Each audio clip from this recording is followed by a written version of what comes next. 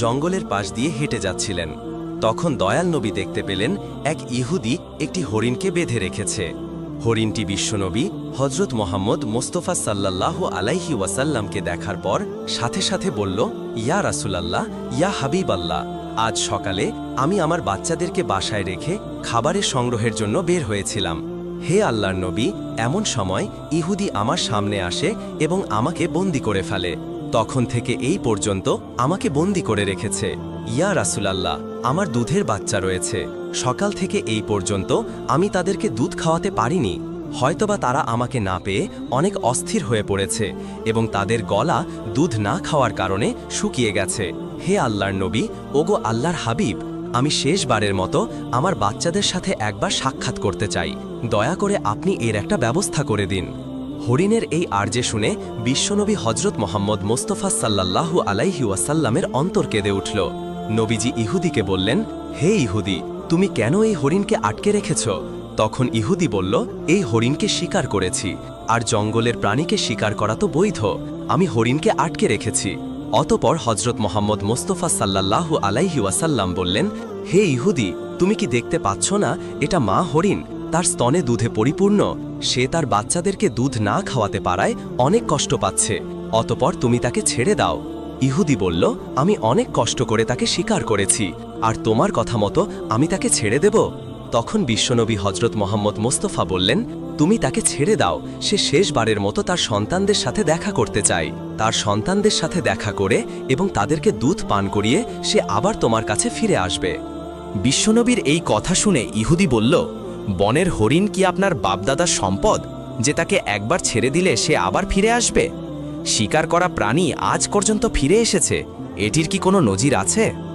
বিশ্বনবী হজরত মোহাম্মদ মোস্তফা সাল্লাল্লাহু আলাইহি ওয়াসাল্লাম যখন দেখলেন ইহুদি কোনোভাবেই হরিণটিকে ছেড়ে দেওয়ার জন্য রাজি হচ্ছে না, তখন দয়ার নবী মোহাম্মদ সাল্লাল্লাহু আলাইহি ওয়াসাল্লাম ইহুদিকে বললেন, হে ইহুদি, তুমি হরিণটিকে ছেড়ে দাও, তার বিনিময়ে তুমি আমাকে বেঁধে রাখো।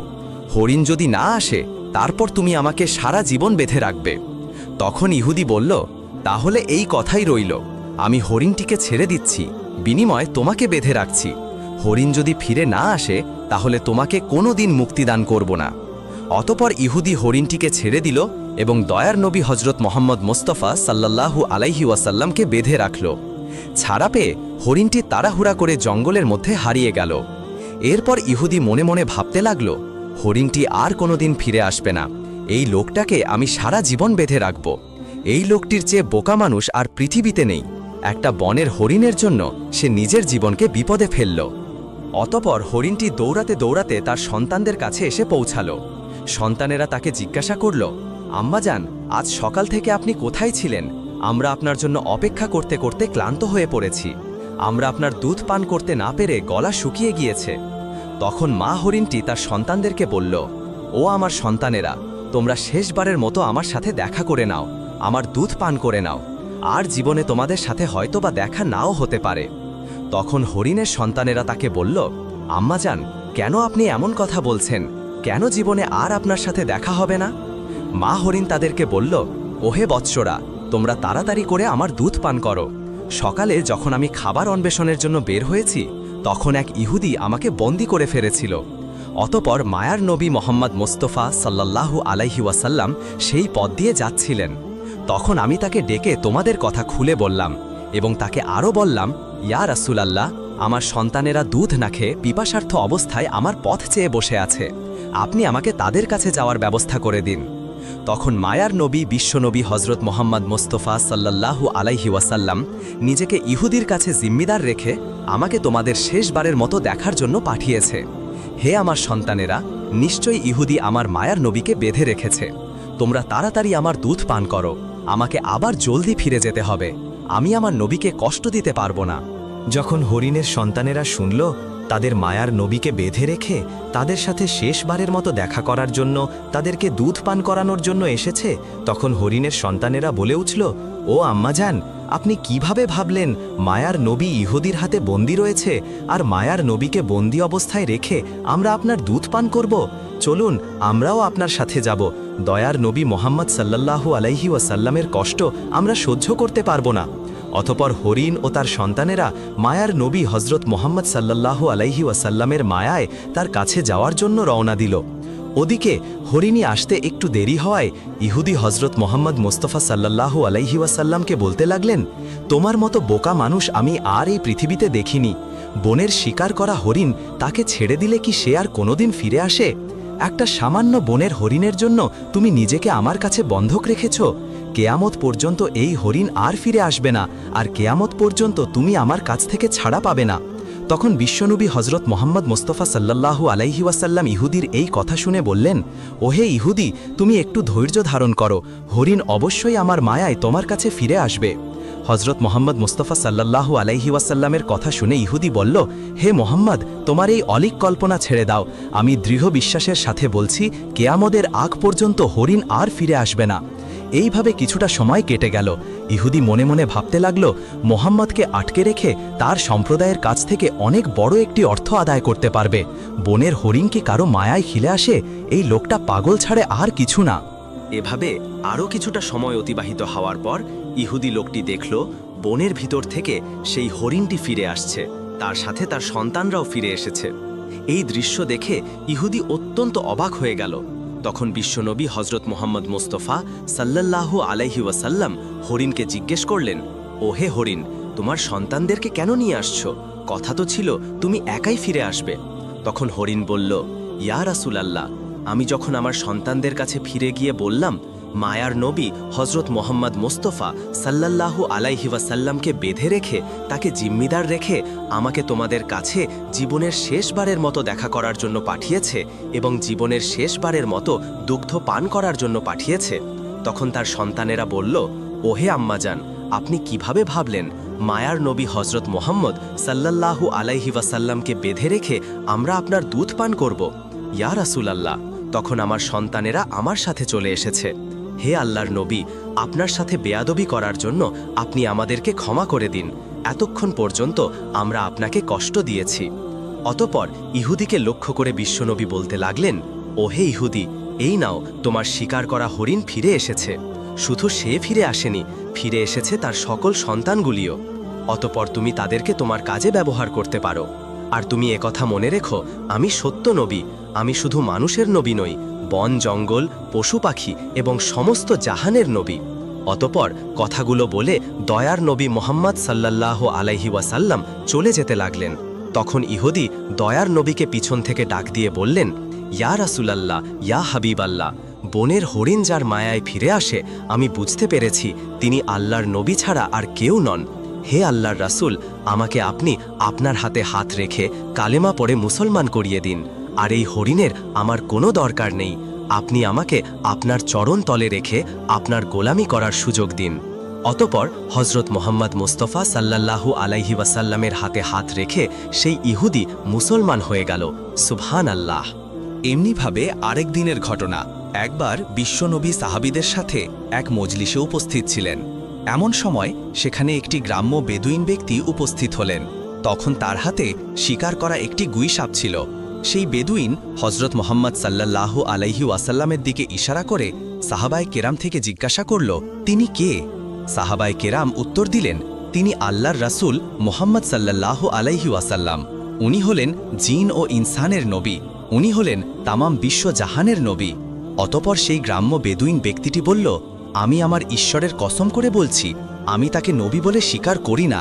তবে আমার হাতে শিকার করার যে গুইসাপ রয়েছে, এই সাপটি যদি কথা বলে, তার নবুয়াতের ব্যাপারে স্বীকৃতি দান করে, তাহলে আমি তাকে নির্দ্বিধায় নবী বলে মেনে নেব। হে মোহাম্মদ, যতক্ষণ পর্যন্ত এই গুইসাপটি আপনার ওপর ঈমান না আনবে, ততক্ষণ পর্যন্ত আমিও আপনার ওপর ঈমান আনবে না। অতপর হজরত মোহাম্মদ মোস্তফা সাল্লাল্লাহু আলাইহি ওয়াসাল্লাম বললেন, হে বেদুইন, তুমি সত্যি করে বলো তো, এই গুইসাপটি যদি তোমার কথা মতোই আমার উপর ঈমান আনে, আমার নবুয়াতের ব্যাপারে স্বীকৃতি প্রদান করে, তাহলে কি তুমি আমার প্রতি ঈমান আনবে? তখন বেদুইন ব্যক্তি জবাব দিল, যদি সত্যি এটি হয়, তাহলে আমি নির্দ্বিধায় তোমাকে নবী বলে বিশ্বাস করব এবং তোমার প্রতি ঈমান আনব। আল্লাহর নবী হজরত মোহাম্মদ মোস্তফা সাল্লাল্লাহু আলাইহি ওয়াসাল্লাম বেদুইনকে বললেন, তুমি এই সাপটিকে ছেড়ে দাও। রাসূলে আকরাম সাল্লাল্লাহু আলাইহি ওয়াসাল্লামের আদেশ মতো সেই বেদুইন ব্যক্তিটি তার সাপটিকে ছেড়ে দিল এবং বিশ্বনবী ওই সাপটিকে ডাক দিয়ে বললেন, হে গুইসাপ। এই সাপকে ডাক দেওয়ার সঙ্গে সঙ্গে সেই সাপটি সকলের বোধগম্য বিশুদ্ধ আরবি ভাষায় জবাব দিল, লাব্বাইক ইয়া রাসূলাল্লাহ, আমি আপনার খেদমতে উপস্থিত এবং আমি আপনার অনুগত। এই সাপের কথাগুলো উপস্থিত সকলেই শুনলেন এবং বুঝতে পারলেন। এরপর রাসূলে পাক সাল্লাল্লাহু আলাইহি ওয়াসাল্লাম ওই গুইসাপকে জিজ্ঞাসা করলেন, হে গুইসাপ, তুমি কার ইবাদত করো? জবাবে গুইসাপ বলল, আমি ওই আল্লাহর ইবাদত করি যার আরশ আকাশে, যার রাজত্ব দুনিয়াতে, যিনি সমুদ্রের ভিতরে পথ সৃষ্টি করেছেন, যিনি বেহেশত, দোজক, রহমত, আযাব সৃষ্টি করেছেন। আল্লাহর নবী হযরত মুহাম্মদ সাল্লাল্লাহু আলাইহি ওয়াসাল্লাম গুইসাপকে পুনরায় জিজ্ঞাসা করলেন, হে গুইসাপ, আমি কে? তখন গুইসাপ উত্তরে জবাব দিল, আপনি হলেন আখেরি রাসূল এবং আল্লাহর নবী। যে ব্যক্তি আপনার সত্যতা স্বীকার করবে সে সফলকাম হবে, আর যে ব্যক্তি আপনার মিথ্যা প্রতিপন্ন করবে সে ব্যর্থ হবে। অতঃপর হযরত মুহাম্মদ সাল্লাল্লাহু আলাইহি ওয়াসাল্লাম সেই গ্রাম্য বেদুইনের দিকে লক্ষ্য করে বললেন, হে বেদুইন, এখন কি তোমার মনে হয় আমি আল্লাহর রাসূল? তোমার এই ব্যাপারে কি কোনো সন্দেহ রয়েছে? বেদুইন ব্যক্তিটি বলল, ইয়া রাসূলাল্লাহ, ইয়া হাবিবাল্লাহ, যার নবুয়তের ব্যাপারে একটি গুইসাপও সাক্ষ্য দেয়, তার নবুয়তের ব্যাপারে অস্বীকার করার আমি কে? হে আল্লাহর হাবিব, আপনি আমাকে মুসলমান বানিয়ে দিন এবং আপনার চরণতলে খেদমত করার সুযোগ দান করুন। তখন সেই বেদুইন নবী করিম সাল্লাল্লাহু আলাইহি ওয়াসাল্লামের হাতে হাত রেখে কালেমা পড়ে মুসলমান হয়ে গেল।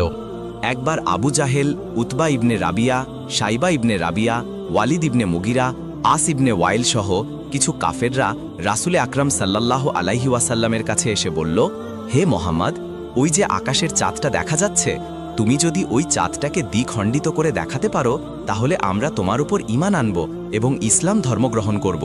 তখন রাসূলে আকরাম সাল্লাল্লাহু আলাইহি ওয়াসাল্লাম তাদেরকে বললেন, আমি যদি সত্যি এই আকাশের চাঁদকে দ্বিখণ্ডিত করে দেখাতে পারি তাহলে কি তোমরা আমার উপর ঈমান আনবে এবং আল্লাহকে আল্লাহ বলে স্বীকার করবে? তখন তারা বলল, আগে চাঁদটিকে দ্বিখণ্ডিত করে দেখাও, সত্যিই আমরা তোমাকে কথা দিচ্ছি, যদি তুমি এই কাজ করে দেখাতে পারো তাহলে আমরা তোমার উপর নির্দ্বিধায় ঈমান আনব এবং তোমার আল্লাহকে আল্লাহ বলে স্বীকার করব আর তোমাকে নবী বলে স্বীকার করব। তখন রাসূলে আকরাম সাল্লাল্লাহু আলাইহি ওয়াসাল্লাম আল্লাহর দরবারে দোয়া করলেন, হে আল্লাহ, আপনি এই আকাশের চাঁদকে দ্বিখণ্ডিত করে দিন। তখন মহান রব্বুল আলামিন রাসূলে আকরাম সাল্লাল্লাহু আলাইহি ওয়াসাল্লামের দোয়া কবুল করলেন। দোয়া করার পর বিশ্ব নবী চাঁদের দিকে নিজের আঙুল ইশারা করলেন আর সাথে সাথে সে আকাশের চাঁদ দ্বিখণ্ডিত হয়ে গেল। চাঁদের দুটি খণ্ড পরস্পর থেকে এত দূরে সরে গেছিল যে এটার মধ্যভাগে হীরা পর্বত দেখা যাচ্ছিল এবং চাঁদের দ্বিখণ্ডিত হয়ে যাওয়ার ব্যাপারটি কাফেররা ভালোভাবে দেখতে পারছিল। এবার রাসূলে পাক সাল্লাল্লাহু আলাইহি ওয়াসাল্লাম প্রত্যেক কাফেরের নাম ধরে এবং তাদেরকে বলতে লাগলেন, হে আবু জাহেল, তুমি সাক্ষী থাকো, হে উতবা, তুমি সাক্ষী থাকো, হে সাইবা, তুমি সাক্ষী থাকো, হে ওয়ালিদ, তুমি সাক্ষী থাকো, হে আসিবনে ওয়াইল, তুমি সাক্ষী থাকো। তোমাদের কথা মতো আকাশের চাঁদকে দ্বিখণ্ডিত করে দিয়েছি আর তোমরা এখন তোমাদের কথা মতো আল্লাহকে তোমাদের ইলাহ বলে স্বীকার করো আর আমাকে নবী বলে বিশ্বাস করে নাও। তখন কাফেররা হাসতে হাসতে বলতে লাগলো, ওহে মোহাম্মদ, এতদিন আমরা জানতাম তুমি পৃথিবীর জিনিসের উপর জাদু করার ক্ষমতা রাখো, কিন্তু আজ দেখতে পাচ্ছি তুমি আকাশের চাঁদের উপরেও জাদু করার ক্ষমতা রাখো। তোমার মতো এত বড় জাদুকর আমরা আর এই পৃথিবীতে দেখিনি। আর তুমি এই কথা জেনে রাখ, আমরা কোনো জাদুকরকে নবী বলে মানি না। মূলত আল্লাহ রব্বুল আলামিন তাদের ভাগ্যে ঈমানের দৌলত লিখে রাখেনি, তাই তারা আল্লাহর রাসূলের পক্ষ থেকে এত বড় একটি মোজেজা দেখার পরও ইসলাম ধর্ম গ্রহণ করল না। হযরত মুহাম্মদ মুস্তাফা সাল্লাল্লাহু আলাইহি ওয়াসাল্লামের এই বিশেষ মোজেজার ব্যাপারে আল্লাহ রব্বুল আলামিন কুরআনুল কারিমে উল্লেখ করে দিয়েছেন। অতঃপর একদিন রাসূলে আকরাম সাল্লাল্লাহু আলাইহি ওয়াসাল্লাম ওসামা রাদিয়াল্লাহু তাআলা আনহুকে নিয়ে কোথাও সফরে যাচ্ছিলেন। ইতোমধ্যে হযরত মুহাম্মদ সাল্লাল্লাহু আলাইহি ওয়াসাল্লাম ওসামা রাদিয়াল্লাহু তাআলা আনহুকে বললেন, হে ওসামা, তুমি খুঁজে দেখো ইস্তেঞ্জার জন্য কোনো জায়গা খুঁজে পাও কিনা। ওসামা রাদিয়াল্লাহু তাআলা আনহু রাসূলে পাকের এই নির্দেশ পেয়ে ইস্তেঞ্জা করার জন্য জায়গা খুঁজতে লাগলেন, কিন্তু সুদূর মরুভূমিতে তিনি কোনো জায়গায় খুঁজে পেলেন না। অতঃপর তিনি রাসূলে আকরাম সাল্লাল্লাহু আলাইহি ওয়াসাল্লামের কাছে এসে আর্জ করলেন, ইয়া রাসূলাল্লাহ, এই ময়দানে আড়াল হওয়ার মতো কোনো জায়গা নেই। তখন বিশ্বনবী বললেন, তুমি দেখো আশেপাশে কোনো বৃক্ষ বা পাথর আছে কিনা। তখন ওসামা রাদিয়াল্লাহু তাআলা আনহু বললেন, হে আল্লাহর নবী, আশেপাশে কিছু বৃক্ষ পাথর আছে বটে। তখন রাসূলে পাক সাল্লাল্লাহু আলাইহি ওয়াসাল্লাম বললেন, তুমি যাও এবং সেই বৃক্ষ এবং পাথরগুলোকে গিয়ে বলো, আল্লাহর নবী তোমাদেরকে নির্দেশ দিয়েছেন, তোমরা একত্র হয়ে যাও এবং তার ইস্তেঞ্জার জন্য একটি উপযুক্ত পরিবেশ তৈরি করে দাও।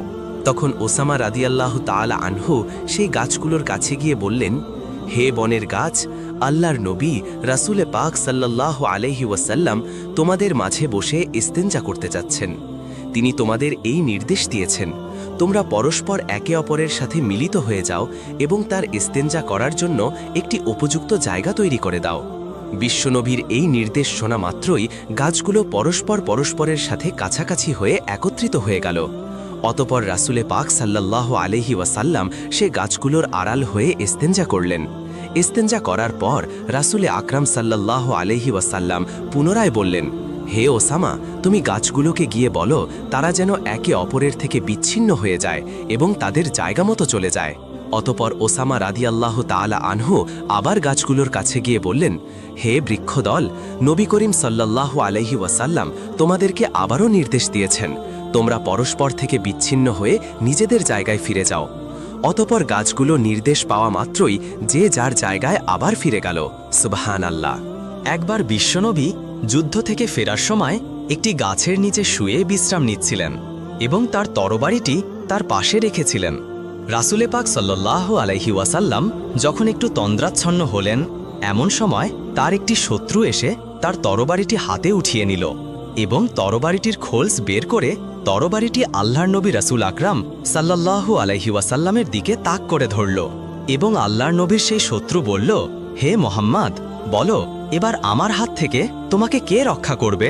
তখন আল্লাহর নবী রাসূল আকরাম সাল্লাল্লাহু আলাইহি ওয়াসাল্লাম নির্ভয় এবং প্রশান্ত মনে বললেন, আমার আল্লাহ আমাকে রক্ষা করবেন।